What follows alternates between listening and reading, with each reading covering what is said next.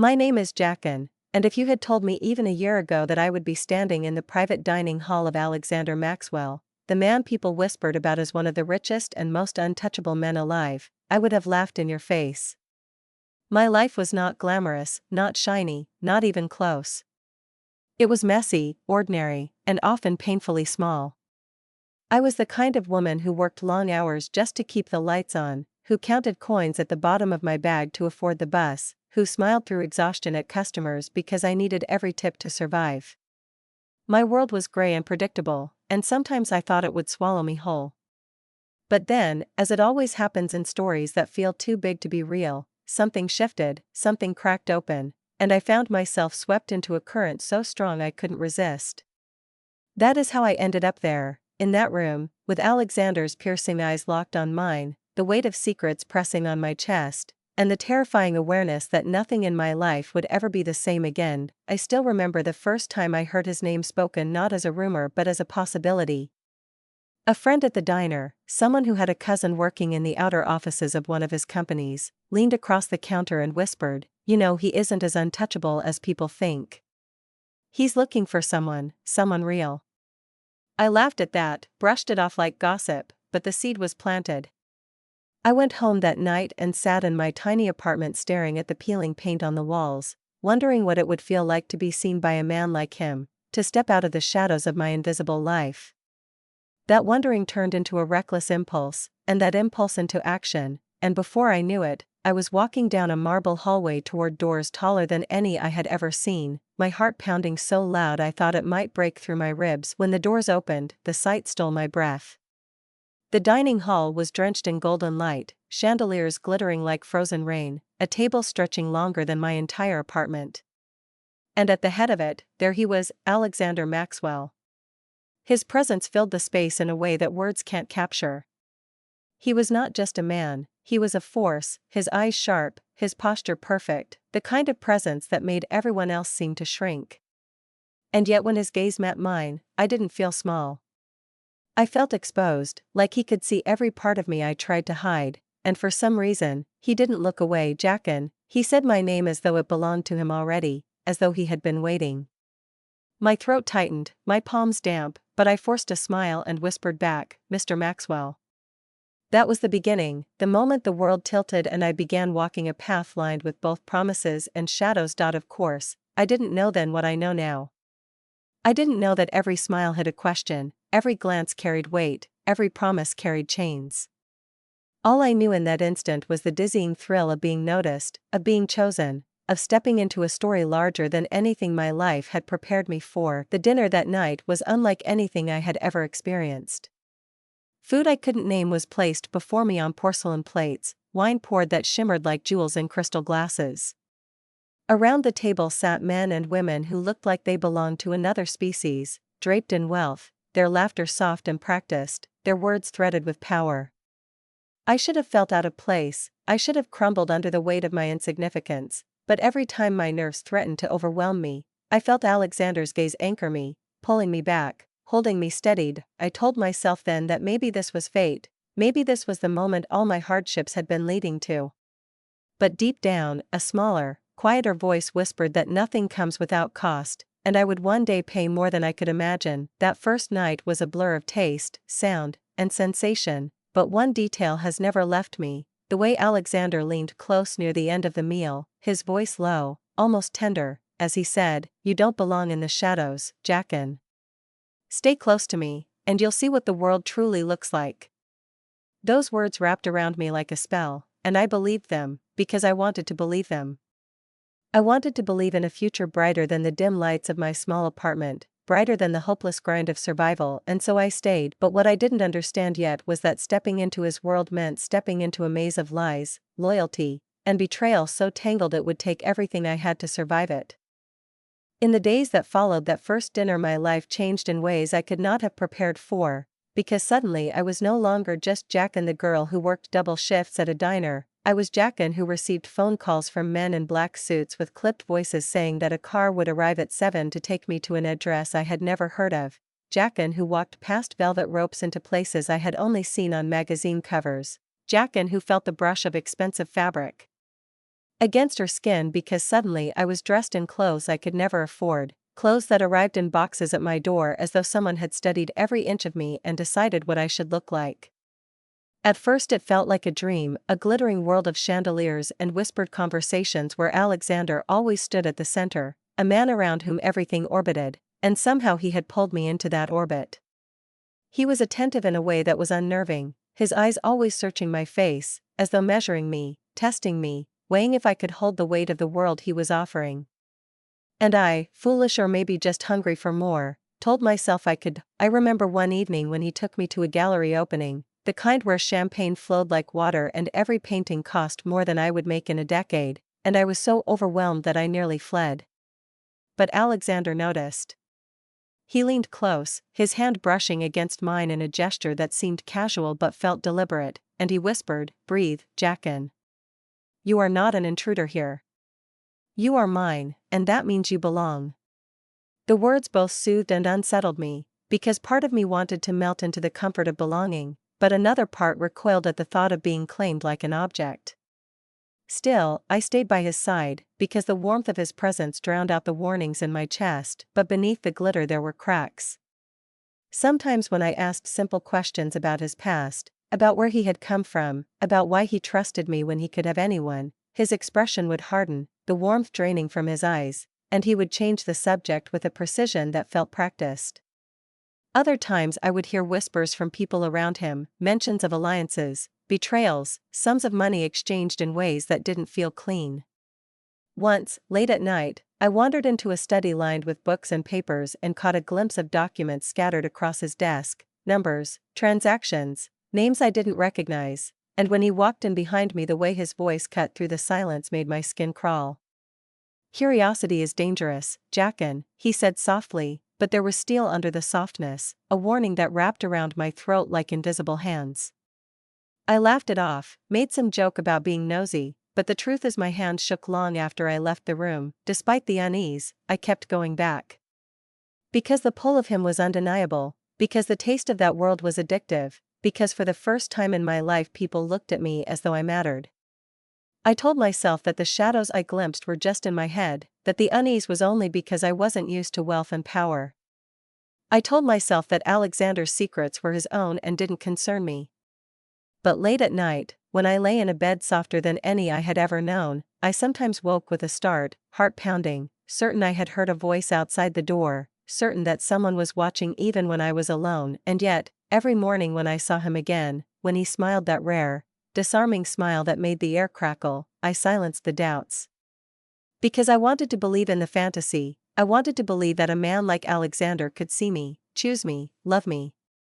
What I didn't know then was that the price of being chosen would be higher than I could ever pay.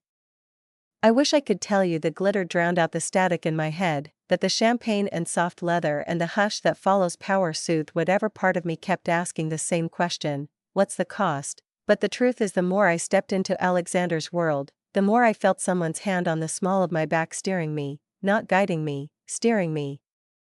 The first time I noticed it was small enough to ignore. A new phone left on my kitchen counter with a bow and a note in Alexander's handwriting, "For work and school, faster, safer, on me." I told myself it was generous. I told myself people who grew up with edges of the world sanded down thought like that, replace, upgrade, streamline. But when I powered it on, my old apps were already there, my calendar mirrored, and a background security app one didn't recognize ran like a heartbeat you can't unhear. "Our IT guy set it up," Alexander said when I asked, casual, affectionate, unbothered. "So if anything happens, I can ping your location and get you help." If anything happens. A sentence that's a promise and a threat depending on the mouth that carries it. I kissed his cheek and thanked him because that was the easiest thing to do in the moment, but that night I put the phone on airplane mode and slept with it face down, as if that could stop a thing that wanted to see. The second thing was the driver. "It's non-negotiable," he said, smiling like it was a joke, when the black SUV idled outside the cafe at 10:02 a.m., my manager peeking through the pastry case like a raccoon at a campsite. "You get off late, you're exhausted, the bus is dangerous, and frankly," he caught himself and smoothed the sentence like a wrinkle, "I worry. Let me take care of you." I said I could take care of myself. He said, I know you can. That's not the point. Let me. I hated how easy it was to give in to comfort. I hated how quickly I adjusted to doors opening for me and traffic parting like the Red Sea the moment the driver flipped a siren I didn't know private vehicles could have. Every time I took my seat in the back, my voice, the one inside, the one that was born the same year my dad left and my mother started coming home with bleach and raw hands, whispered careful, careful, careful. Then it got louder. I was in Alexander's office downtown, glass and art and air that tasted expensive, when I met Oliver, his chief of staff. Oliver had the kind of face you forget until it smiles, then you never forget it again. We're thrilled to finally meet you, he said, and it sounded like a line he'd practiced in the mirror and perfected in 1,000 tiny ways, where the eye contact lands, where the breath pauses, where warmth looks like honesty. He handed me a slender folder with my name embossed in silver. House access codes, vehicle plates, preferred restaurants, the comms sheet for security, and the standard NDA for guests on the 12th floor. Standard NDA. Guests. 12th floor. I flipped the first page and swallowed. This is a lot, I said. It's just to keep the crazies out, Alexander cut in, too quickly. Investors, paparazzi, people who think a meeting gives them license to pry. It's not about you. It's about everything else. The NDA wasn't just about not posting photos. It referenced proprietary information, sensitive partnerships, private travel manifests, internal memos. If I'd signed something like that as a barista, well, baristas don't sign things like that, do they? I slid the folder back and told them I'd take it home to read. Oliver's smile didn't falter, but I saw his knuckles whiten around his tablet. Of course, he said. Take your time. Then there were the clothes. They started showing up in garment bags with soft paper and handwritten notes. Dinner Friday, sable silk will look stunning on you. Montauk this weekend, pack light but bring the white linen. Board lunch, nothing too loud. Nothing too loud. I told myself it was a language I didn't speak yet, a choreography, etiquette, code, whatever you want to call it when money becomes culture. But the first time I wore a dress I had not chosen in a room where I did not know anyone and watched heads tilt in quiet satisfaction, as if I had solved a puzzle they set for me, I felt something fragile crack. I went home and hung the dress next to my thrift store denim jacket and watched them whisper to each other in the dark. Who are you? The jacket asked. Who are you? The dress answered back. On a Thursday in late May, my professor announced a semester-long capstone, build a brand identity for a real client. We could choose the client. Everyone wanted a startup, bright colors, friendly tone, simple deliverables. I pitched something else. I want to work with a newsroom, I said, and the room hummed. They're losing trust and attention. They need design that communicates rigor instead of volume. They need a spine. I got approval and, through a grad I knew 2 classes ahead of me, an email address at the Boston Sentinel.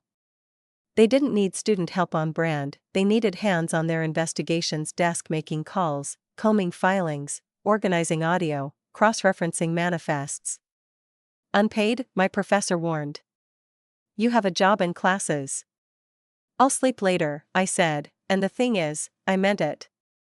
The city keeps 2 calendars, one for people who go home when office is empty, one for people who start working when the suits go to dinner. I started living on both. Mornings at the cafe, afternoons in class, evenings with Alexander, nights with public records until my eyes burned. If you're wondering why, it's because the second calendar finally gave my unease a form. Late one night I'd wandered into Alexander's study again, drawn by a map on the wall studded with brass pins connected by red thread that made a constellation only he understood. I wasn't snooping. I was looking. But I saw enough: port names, vessel IDs, a printout of a regulator's schedule tucked under a blotter, that my stomach tightened and my feet took me backward before my brain could say stop.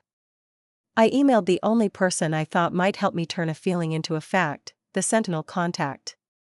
If someone wanted to make a problem disappear, I wrote, and that problem floated: who would they pay and how would they hide it?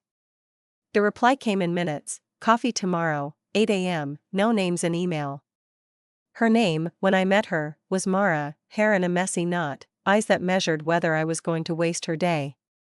"What do you think you know?" she asked between sips of burnt diner brew. "Nothing," I said. "But I think I know where to look." So we looked. On paper, it was boring: bills of lading, port logs, emissions reports, charitable donations that lined up with inspections that got postponed, a yacht that moved like a bishop on a chessboard, diagonals that made sense only if you saw the whole game. In life, it felt like sneaking out and coming home through your own window. I wasn't paid. I didn't include Alexander in the perimeter that held me upright. I went home and looked at the NDA again, the paragraph about internal manifests, and felt the hairs rise on my arms.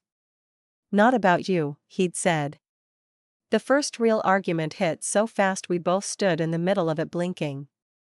It was over the cafe, the stupid little cafe that smelled like oranges and dish soap and had saved my life when I was 22 and lost. "Quit," he said lightly, like suggesting a movie. "Come work with me. Take the stipend Oliver mentioned, finish school, breathe." "I need tips to pay tuition this summer," I said, bristling. "I like my job." "You like being tired?" he said, smile flattening. "You like standing for 8 hours?" "I like having something that's mine." I didn't say I liked not feeling watched when I wiped down a counter or refilled someone's mug. I didn't say I liked that my manager handed me the schedule and said pick your shifts and meant it. "Everything I am offering you is yours," he said, and the gentleness in his voice made it worse. "That's the point." "Gifts aren't ownership," I said, and his jaw twitched. "Ownership is ownership." He apologized that night with takeout and a look that said he'd go to war with the world if it breathed wrong near me. I forgot how to stay angry at someone who looked at me like that. That's a thing abusers and saints have in common: both can make you forget your own edges. I'm not saying Alexander was one or the other. I'm saying I was learning that love with power inside it has to be managed or it will eat everything in the room. The next week, I left class to find a man leaning against the hallway wall reading a campus map upside down. "Ms. Miller?" he asked, eyes smiling, mouth not. "I'm Tom. Mr. Blackwood asked me to make sure you get where you're going tonight." He opened the door to the black SUV and I stared at the sky because if I didn't I was going to scream. I texted Alexander, "Call me." He replied with a heart and already on a call. "Safe, okay?" "Safe, okay." I typed, then deleted, then typed again, "I don't want a shadow." He sent back, "He's a driver, not a shadow. Humor me." That night I told Mara I couldn't meet in person. We set up a shared dock instead and she filled it with links that made my stomach do the thing it does when a car crests the top of a hill too fast. There are ways to hide toxic loads on a manifest if you misname the thing you're moving. There are ports where inspectors are always tired at the end of a month for reasons that look like college tuition and lake houses. There are gentlemen's charities that buy silence with art auctions and after parties. Do you see how the world looks different when you learn the names of its bones? Once you know a tendon exists, you see where it attaches. I started seeing a Blackwood subsidiary donating to a regional environmental nonprofit the same quarter a local board voted to modernize reporting requirements, an invitation on Alexander's desk to a weekend on a boat that was also mentioned in a thread about waste heat, a calendar entry labeled simply, HB plus M Roxbury. Henry Blackwood and Maxwell to Roxbury. Why would two men who lived at altitudes where sunlight is rationed go to my part of town without press? That's when I told Victoria.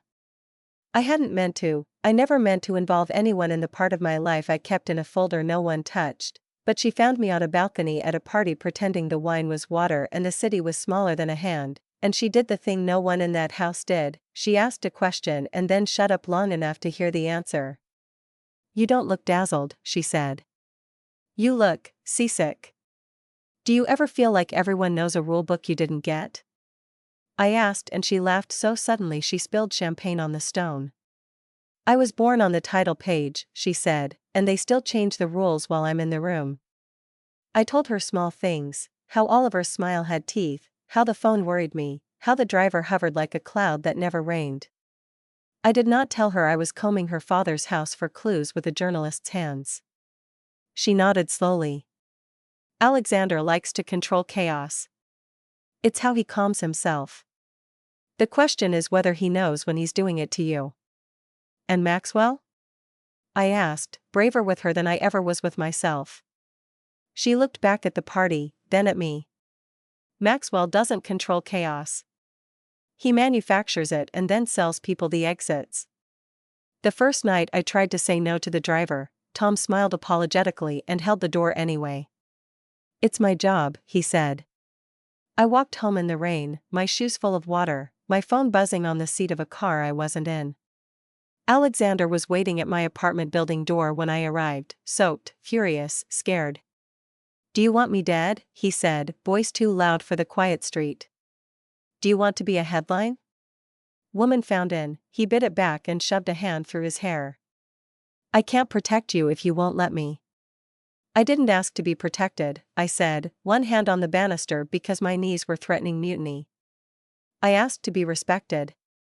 We didn't talk for 2 days after that. He sent flowers. I put them in a jar. He sent a dress.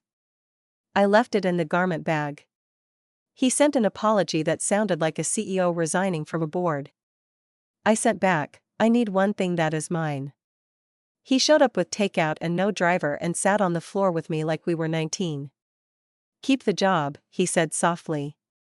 Keep the apartment. Keep the phone if you want and toss it in the river if you don't. Just, tell me where you are. That's all I'm asking. I don't know how to love someone and not know where she is. I believed him. I always believed him, which is either my worst quality or my best. And I did love him. God, I loved him. If you've ever tried to untangle devotion from danger, you know it doesn't separate with one yank, it resists. It clings. It knots itself tighter when you pull. The day the invitation arrived, the embossed card thick as credit and thin as threat, I was at my kitchen table with my Sentinel doc open and a spreadsheet of vessel transponders spread across my screen. The pleasure of your company is requested to celebrate the 60th anniversary of Henry and Eleanor Blackwood, it read. Formal dinner, Blackwood Estate. Alexander texted 10 seconds later like he'd been watching the mailbox. Say yes, he wrote, and I promised to run interference the entire night. I stared at the gold cursive and thought the word interference is a war word. I said yes. I bought nothing. I borrowed Sophia's dress and her pearl earrings and pressed my hand against the mirror until the girl looking back agreed to behave. That week, Mara sent me a recording. It wasn't illegal, it was sloppy. A senior manager on a conference call, forgetting to hang up, laughing about cleaning up the spill on paper, a joke about the ocean digesting secrets, someone saying Max will handle the inspector with the confidence of a man who's never met a consequence he couldn't buy lunch. I saved the file and then saved it again somewhere no one would think to look. I printed nothing. I touched nothing I didn't have to. I wore the dress and the pearls and the scent Alexander liked, the one that smells like first rain and a new book, and I told myself the word I had always told myself on nights when the stakes were too high for the girl from Millfield, Ohio, breathe. What I didn't tell anyone, not even Sophia, not even the version of myself that writes in the margins when she's too scared to say it out loud, is that I packed a second pair of shoes, a flat pair I could run in, and tucked them in my bag behind a compact and lipstick. It sounds dramatic until you've been in rooms where power turns ahead and decides who gets to leave with dignity. It sounds dramatic until you've been called a name that strips your humanity to the price of a dress. I hadn't been called it yet. But I could feel the word coming like weather. On the afternoon of the dinner, Oliver texted me a reminder, hair at 4, car at 6, arrival at 7:30, smile at always, and I nearly threw my phone across the room. Instead I put it face down and opened my laptop. There's a thing that happens when you're about to walk into a place you might not walk out of the same person, your life organizes itself without your permission. I wrote 3 emails. One to my professor, I may miss Monday. Family emergency. One to Mara, if I say go, you publish without waiting for me to say why. And one to myself, the kind of letter you write when you need to anchor to something no one can move. You are not a guest. You are not a beggar. You are not a secret they are allowing to exist for an evening. You are you, and that has always been enough. If you're waiting for me to say I didn't go, I went. If you're waiting for me to say I fought, I did. If you're waiting for me to say I was ready for everything that happened, I wasn't. No one is ready for someone else's contempt. No one is ready for a word that turns your body into a service door. But I walked into that house with a spine that belonged to my mother and a mouth that belonged to me and a file full of receipts that belonged to the truth. On the drive over, Alexander took my hand and drew circles on my palm like he was sketching a map he hoped I'd follow. Remember, he murmured, people in there will try to decide who you are before you open your mouth. You don't have to prove anything. That's the thing about rooms like this, I said, watching our reflection in the glass. If you don't prove anything, they write the proof for you. He flinched in that way he flinches when he thinks I'm about to leave and squeezed my hand. Then I'll prove you're with me. Or, I said, smiling without humor, I'll prove I'm with myself. He laughed softly. Deal. The chandelier, the marble, the hush, the glance, you've heard that part. What you haven't heard is the part where Victoria found me before the first drink hit my hand. You good? She asked, eyes scanning the room like she'd learned to count threats and exits in the same breath. Define good, I whispered. Capable of slicing someone with a sentence, she offered, and I smiled for real for the first time that night. Getting there. Good girl, she said, then winced. Sorry. Old habits. Good woman. Better, I said. She squeezed my fingers and was gone, a ghost wearing couture. I could write a book on the microaggressions that wore diamonds that night, the compliments with glass in them, the questions that were actually answers, how quaint, a barista, how novel, a public school, how brave, to wear blue in spring, but the thing that mattered wasn't the noise, it was the silence in Alexander's father's eyes when he measured me and decided I was a mess he wouldn't own. I could feel the word he hadn't said yet rustling its feathers in his throat. I took a sip of water and rehearsed a life where I didn't flinch when it flew. If you've watched this far, you already know what he called me. You already know how the air thinned and time slowed and I made a choice that snapped something and healed something else. But before the word, there was a moment so small I almost missed it. Eleanor touched my arm and whispered, if anyone makes you feel less, come sit by me. It didn't protect me from what came next. But it gave me a place to look while I was on fire. And when it was over, when the word sat between us like a stain no one wanted to clean, I didn't look at him. I looked at her. And I remembered my letter. You are not a guest. You are not a beggar. You are not a secret they are allowing to exist for an evening. You are you, and that has always been enough. So I stood. And I did not run. And everything that would happen after, the truth, the story, the fallout, the wreckage, the rebuilding, began with a calm I did not recognize as mine until I heard my own voice using it. That is where I will leave this part, because part 4 is the moment the match meets the fuse, the word meets the woman, and the woman answers with the only thing that scares men like Maxwell more than poverty, receipts. The thing about moments that break you is that they never announce themselves, they arrive in the middle of small talk and champagne bubbles, and 1 second you are nodding politely while someone tells you about their polo horses and the next second a man old enough to be your grandfather decides to reduce you to a single word. It happened like that. Henry Blackwood leaned back in his chair, his glass raised, his lips curled into the faintest approximation of a smile, and when his gaze cut across the table to me, it felt like stepping into a beam of cold light.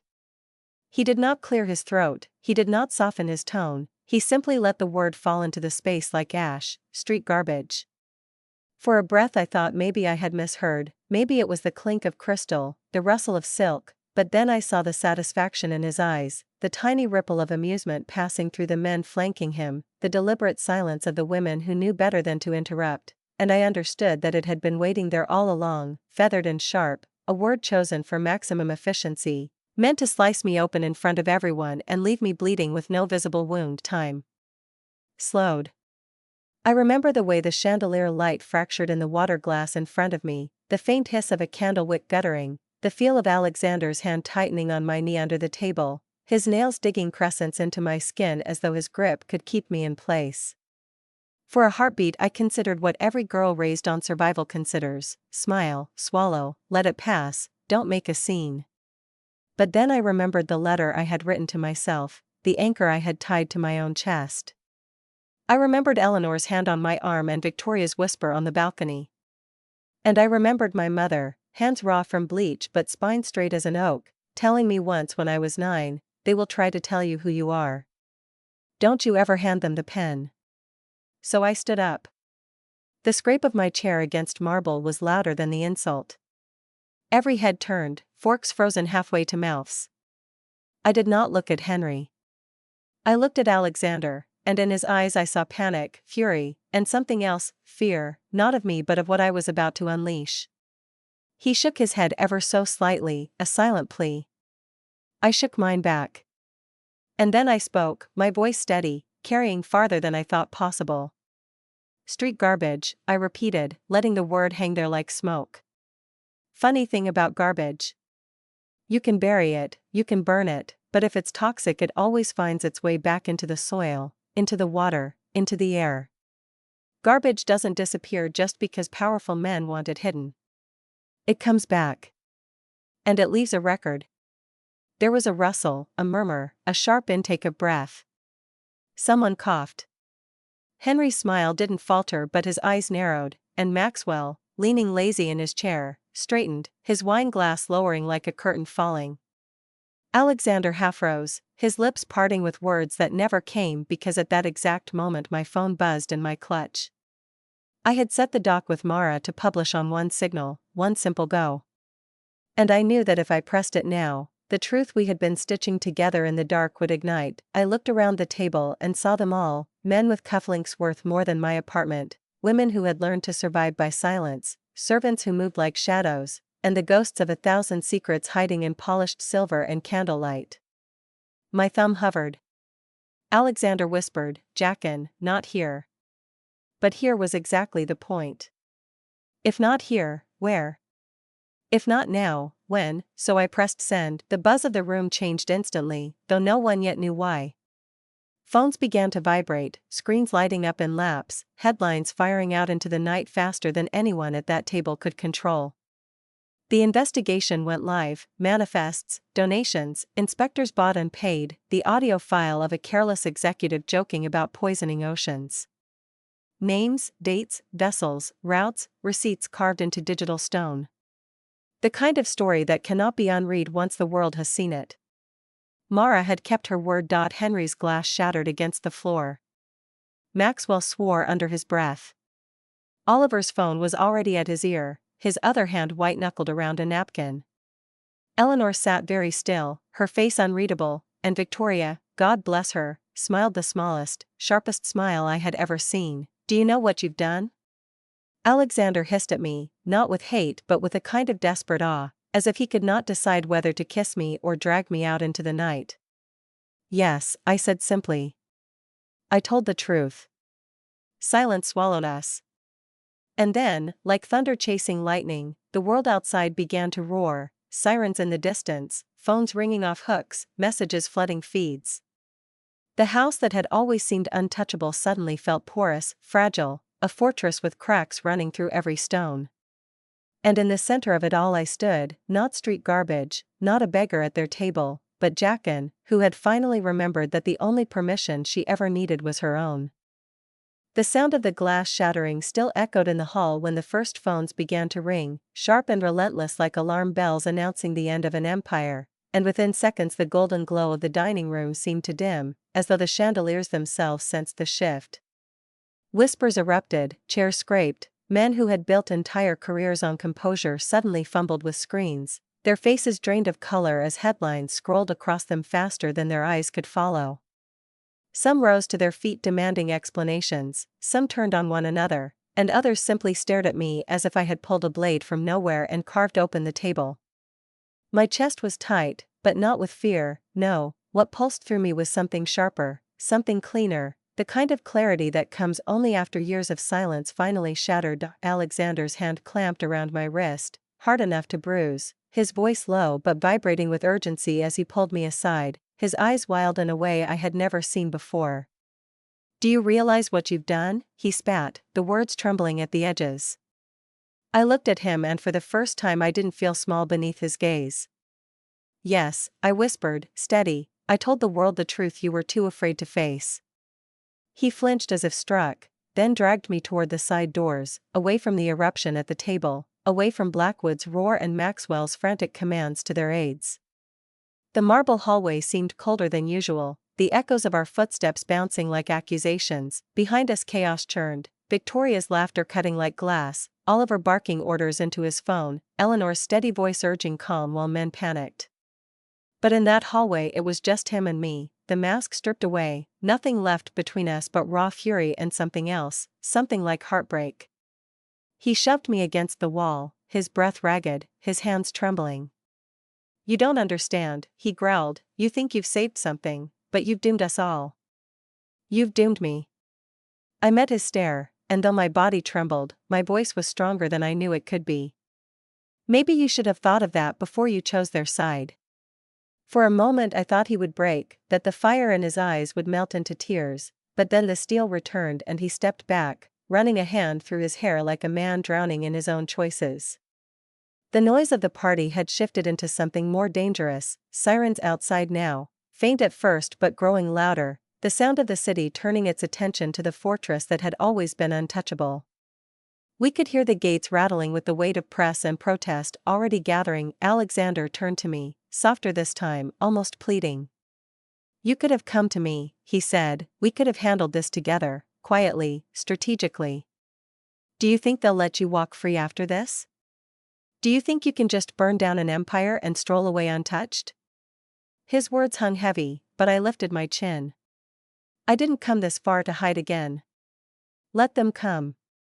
Then the doors to the hall burst open and one of his security men rushed toward him, murmuring urgent words I couldn't catch, but the look on Alexander's face told me enough. The empire was cracking, faster than even he expected.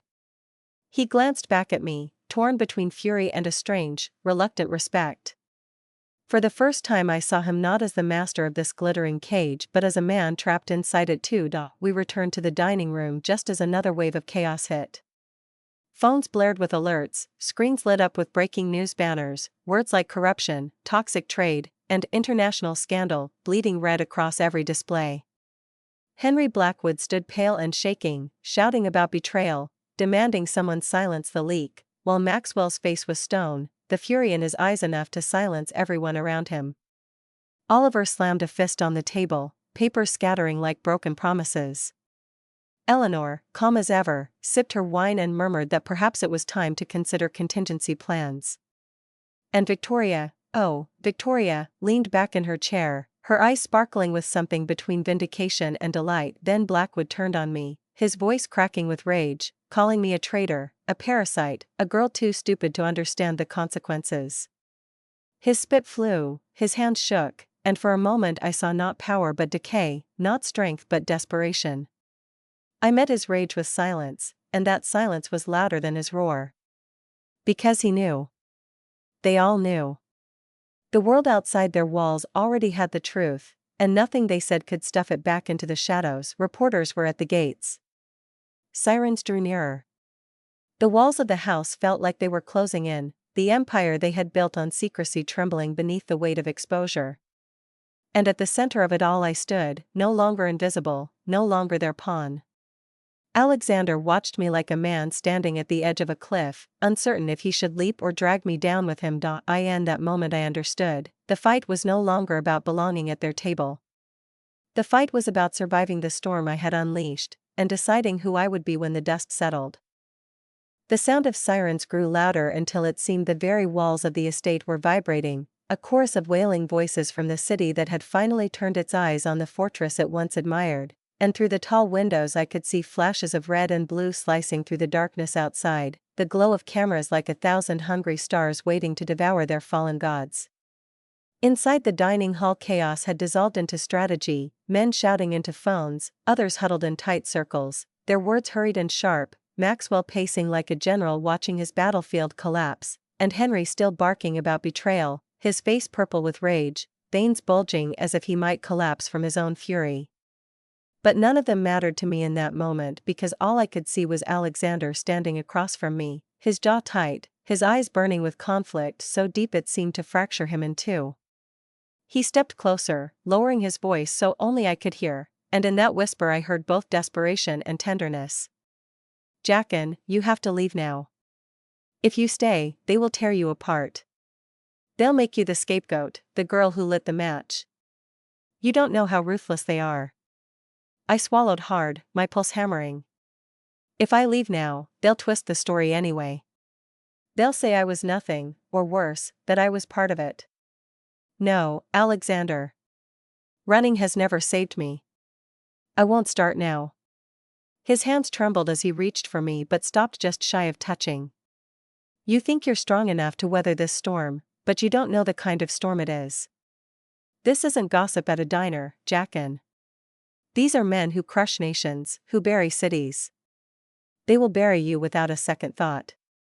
His voice cracked on the last words, and for the first time since I had met him I heard fear not for himself but for me. I looked past him to the windows where the press shouted, their voices muffled but relentless, calling my name though they didn't even know my face yet, calling his name with venom, calling Blackwood's name with fury.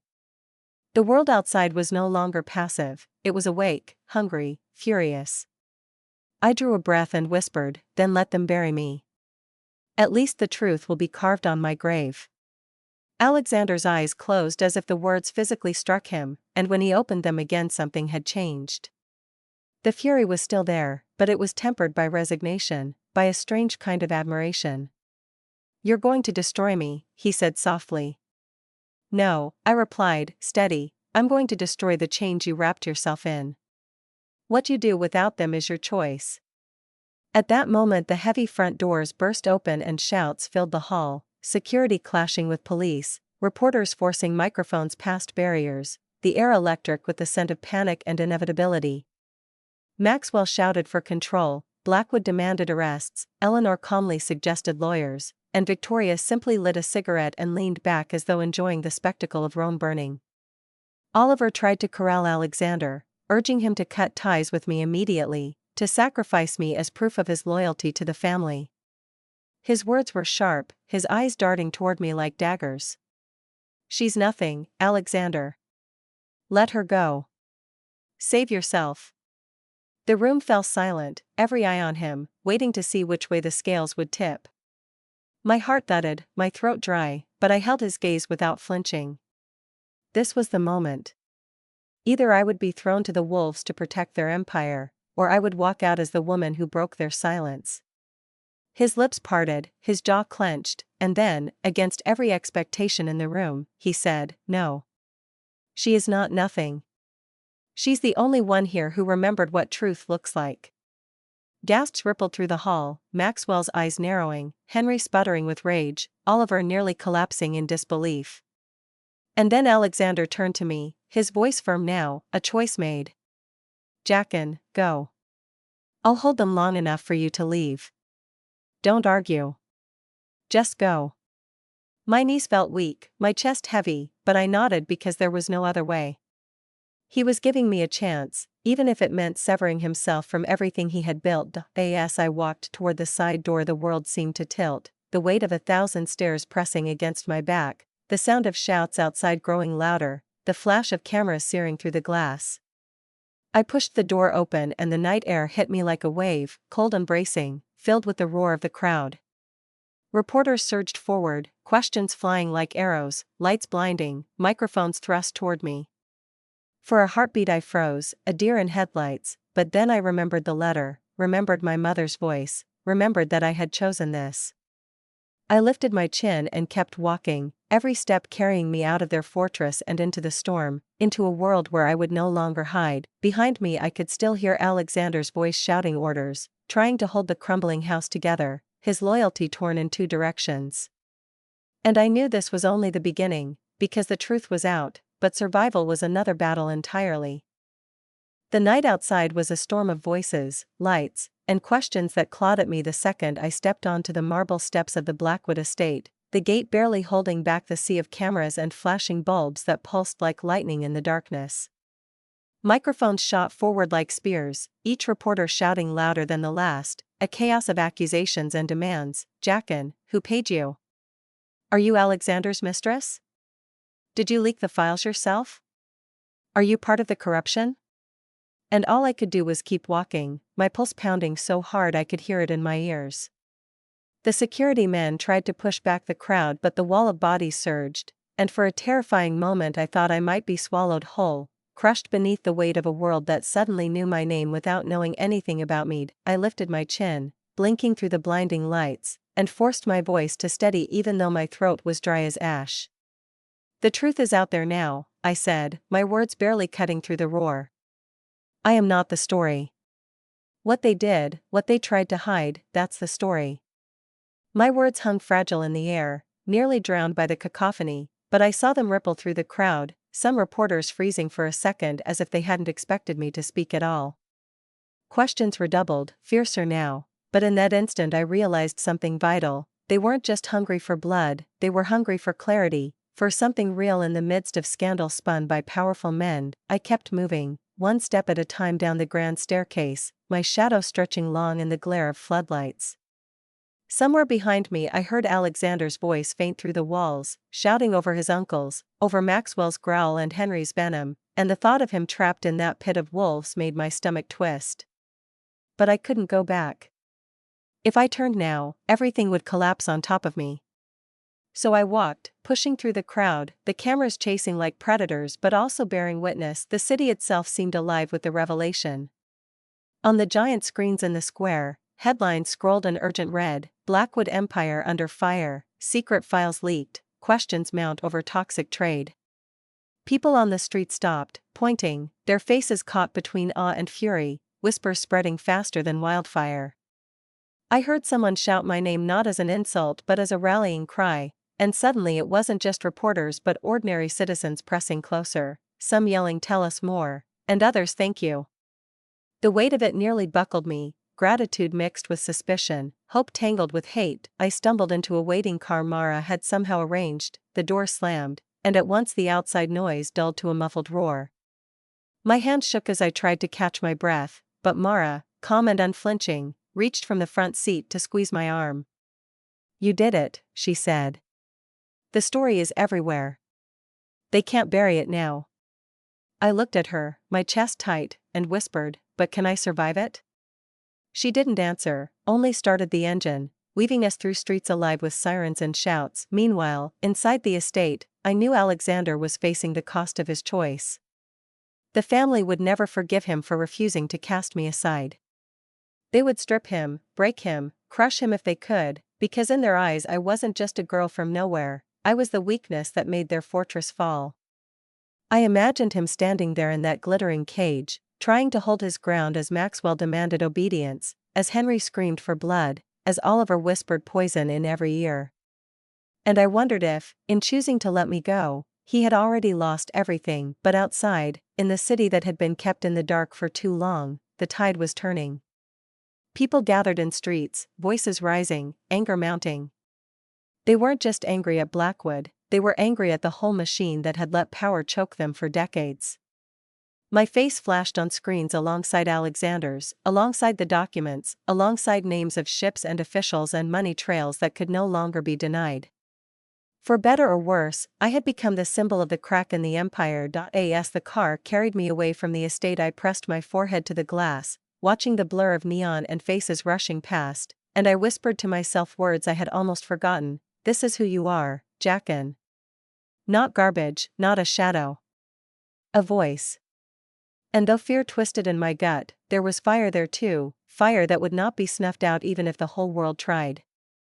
The city was no longer the same city I had walked through 1,000 times before. It was louder, heavier, alive with voices and screens replaying my face and my name as if I had become both a warning and a beacon overnight. and as Mara steered the car through side streets lit with neon and protest fires, I realized that hiding would be impossible because the story had already made me the center of a storm I never asked to be in. At every corner, groups of people gathered around glowing phones, gasping, shouting, arguing, some with anger in their eyes and others with hope, and my chest ached at the realization that truth was never clean. It cut both ways, it freed and it burned. Mara parked in a nondescript garage and led me into a cramped apartment above a laundromat, its single window rattling from the noise of the street, and she pressed a steaming cup of tea into my trembling hands, her voice calm and steady in contrast to the chaos outside. "You have to decide what happens next, Jackin. Right now you are the girl who lit the fire, but fires either consume everything or they guide people through darkness. Which one will you be?" Her words settled heavy inside me, because I had never thought of myself as anything more than a survivor, never as a guide, but the choice was suddenly mine. While I sat there breathing steam and fear, the empire inside the Blackwood estate was fracturing. I could picture it in my mind, Maxwell shouting orders, demanding strategies to contain the leak, Henry still red-faced with rage calling me a snake, Oliver twisting words to poison Alexander's name in the ears of those still undecided. Eleanor, calm but sharp, would be the one to say what others wouldn't, that Alexander's refusal to cut me off had marked him, that in the eyes of the family he was no longer one of them but a liability. And Alexander, standing tall though I knew his chest must feel as though it were caving in, holding his ground as their voices circled him like vultures. Reports later would confirm what I sensed even then. They stripped him of authority over key accounts, reassigned allies, began dismantling his influence piece by piece. He had chosen me over them and now he was paying the price in real time. Meanwhile Mara worked tirelessly, sending files to journalists she trusted, arranging interviews, preparing a narrative to counter the lies already spreading like wildfire. "They'll paint you as unstable, as emotional, as nothing more than a bitter girl scorned," she warned me. "We have to get ahead of it. We have to give them your truth before theirs takes root." My stomach clenched at the thought of speaking into cameras, of baring my voice to a world that had only ever known me through other people's words, but I nodded because silence was no longer an option. The first interview was in a basement studio with peeling paint and buzzing fluorescent lights, nothing glamorous, just a small team of independent journalists who looked at me not with judgment but with an urgency that mirrored my own. I told them about the files, about the voices of women and men silenced by power, about the children sickened by poisoned waters while ships carried profit across oceans. My voice shook at first, but the more I spoke the steadier it became, and when I finished the room was silent except for the hum of the recorder. "This isn't just my story," I said, my hands gripping the edge of the table. "This is everyone's story who has ever been told they don't matter, that they don't belong. The truth matters. Even if it costs me everything." When the interview aired online it spread faster than I could breathe. Messages poured in, some thanking me, some threatening me, but all proof that the world was listening. I watched from the tiny laundromat apartment as my own words echoed back at me through millions of screens, and I felt something stir inside me, not pride, not yet, but a sense of finally stepping into the light after years of shadow. But shadows remained, because the Blackwoods did not surrender easily. Rumors surfaced of them plotting lawsuits, of private investigators hunting me, of money moving quietly to buy silence. I felt eyes on me every time I stepped near a window, and Mara insisted on moving me from place to place, always one step ahead of men in suits who asked too many questions. Nights were restless, filled with the hum of the city and the weight of wondering if Alexander was still fighting or if he had already been consumed. One night Mara tossed a paper onto the table, the headline screaming about Alexander's removal from the board, about whispers that he had betrayed the family. My throat tightened as I traced his name with my fingertip, imagining him alone in that cavernous estate, stripped of everything except his choice to protect me. The article claimed he had vanished from the public eye, no longer attending meetings, his usual allies distant. For the first time since I met him I wondered if I had not just broken chains but also broken him. Yet beneath the fear, beneath the guilt, there was a spark of defiance. I thought of my mother again, of the letter, of the little girl who swore she would never let them write her story for her. And I knew that as much as they wanted me to vanish, I had to keep speaking, keep moving, keep living. Because survival wasn't just about breathing, It was about refusing to be erased. So I leaned into the storm, and with each word I spoke to the world, with each truth I released, I felt the fire inside me steady, less like destruction and more like light. The days that followed unfolded like two parallel storms, one raging inside the collapsing halls of the Blackwood Empire and the other spilling into the streets of the city where my name was whispered on every corner, and though I no longer stood beside Alexander I felt his shadow at every turn, as though we were tied by an invisible thread stretched taut across the widening distance.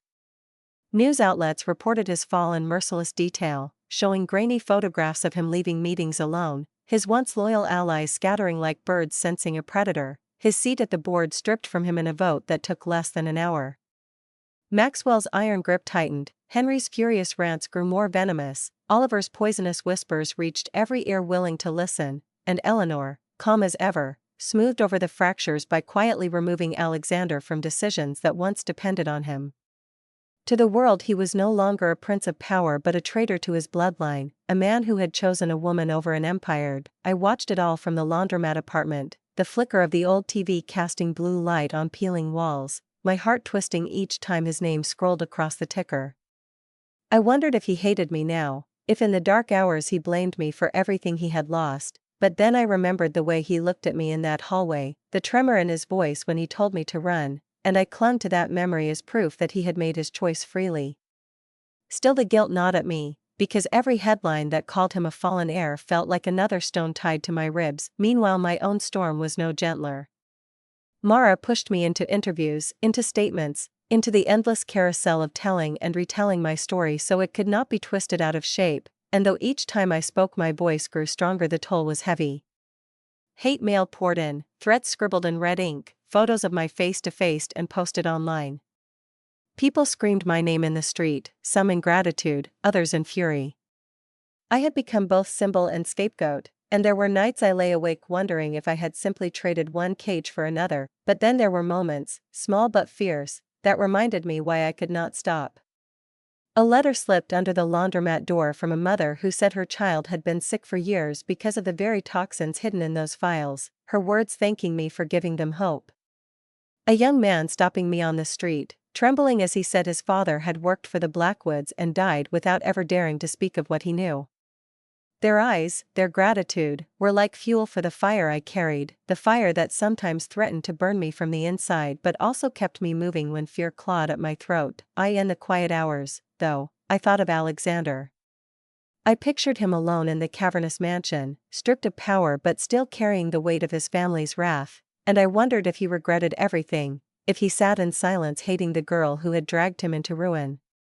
And yet sometimes, late at night when the city quieted and only the hum of traffic drifted through the thin walls, I swore I could almost hear his voice, not in reality but in memory, whispering that I had done what he could not.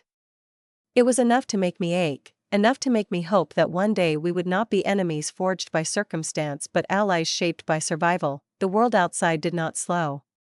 Protests grew louder, investigations deeper, politicians distanced themselves from the family that once bankrolled them. The empire was bleeding, its pillars cracking. And still I spoke, still I faced the cameras, still I walked streets where strangers either spat at my feet or reached to touch my hand as though I carried their salvation. It was exhausting, exhilarating, terrifying, all at once, and through it all, the invisible thread remained. No matter how far the storms pulled us apart, I knew that somewhere within the ruins of his world Alexander was still thinking of me, and I was still thinking of him. Two lives forever altered by one night, two voices that had chosen truth over silence even if it cost us everything. The weeks turned into months, and though the frenzy of headlines began to dull into the steady drumbeat of politics and legal battles, the echoes of that night never left me. The night I walked out of the Blackwood estate and chose truth over silence, a choice that marked me forever and marked Alexander too. And in the quiet moments when the noise of the world faded I would sit by the window of whatever safe apartment Mara had found for us and watch the city breathe, its towers rising like questions against the sky, and I would wonder whether he was watching the same sky from somewhere in the shadows of his fallen empire. The Blackwoods were not destroyed in a single blow, but they were fractured beyond repair, their empire slowly eroded by investigations, lawsuits, and the desertion of those who once bowed at their table. and though Maxwell still barked orders and Henry still raged, the foundation had been cracked and nothing could erase that. Alexander disappeared from public view entirely, no more photographs, no more headlines, only rumors that he had left the estate and retreated to some quiet corner of the world where the weight of his last name could no longer reach him. Some said he had been cast out, others that he had left by choice, but I knew in my heart that wherever he was he carried the scar of that night just as I carried mine. For me life became both smaller and larger at once. Smaller because I lived simply, always looking over my shoulder, always aware that power does not forgive betrayal, but larger because I carried voices now, voices that had been silenced for years, voices that spoke through me every time I faced a camera or stood before a crowd. I was no longer just Jackin, the girl dismissed, the girl overlooked. I was Jackin who spoke when silence was demanded, Jackin who endured the storm. It was not a title I wanted, but it was one I refused to abandon, because if my suffering, my fear, my exile could carve even a small path for truth to walk, then it was worth it. There were nights I dreamed of him. Alexander standing at the end of a long corridor, his eyes both proud and broken, his hand reaching but never quite touching mine. In those dreams I always whispered the same words, we did what they could not. We chose. And I would wake with tears on my face, torn between gratitude for his choice and sorrow for what it cost him. Yet I knew this was the price of freedom, that no one walks away from empires unscarred. The world moved on, as it always does. New scandals replaced old ones, new faces rose while others fell. But every so often I would see my name still flicker across a screen, tied to words like whistleblower, survivor, symbol. And every so often someone would stop me on the street, take my hand, and tell me that because of what I did they dared to speak, or to fight, or simply to believe that truth mattered. And in those moments I knew that even if I never saw Alexander again, even if the world remembered me only as a girl who disrupted an empire, that was enough, because this was never about me alone. It was about the choice to stand when silence was easier, to burn when hiding was safer, to live not as a shadow but as a voice. And though the storm had nearly broken me, it had also remade me, and I carried that fire forward into whatever future awaited. So here I am, telling you my story, not as a confession but as a reminder that truth is never tidy, it is messy and painful and costly, but it is also the only thing that can set us free. And now I turn to you, listening on the other side of the screen. What would you have done if you were in my place, standing in that room, holding the weight of secrets that could topple everything? Would you have spoken, or would you have stayed silent? Tell me in the comments, because I want to know how you would face the storm, and maybe together we can remember that even the smallest voice can change the world.